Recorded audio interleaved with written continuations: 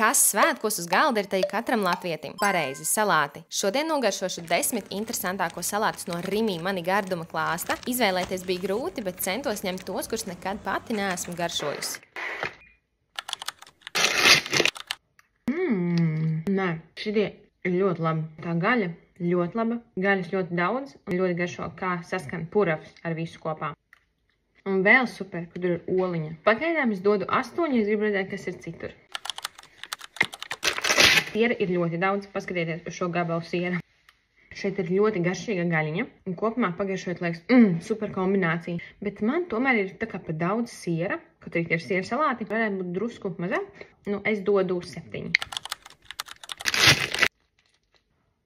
Nu jā, sīķis tur nav, bet ēdot to salātus atsevišķi, ja es nezinātu, man būtu grūti pateikt, ka tā ir vegānā sīķa kažokā. Šīm es dodu 9.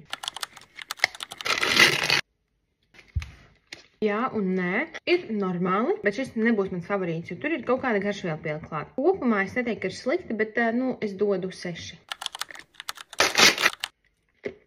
Grauzdiņi nav mīksti un izmirkuši. Šie salāti patiešām ir vislabākie līdz šim. Perfekta proporcija starp sieru, starp majonēzi, starp kukurūzu. 10. Tur iekšā ir āboli, kas man nepatīk. Manuprāt, neiet īsti kopā labi, bet ziniet, kas ir labi šiem salātiem? Tie ir tādi svaigāki. Nav tik smagi. Svaigais gurķītis, marinātais gurķītis, oliņa. Arī tas ābols par spīti manai pirmajai reakcijai īstenībā labi atsvaidzina šo salātus. Nu, es dodu 7.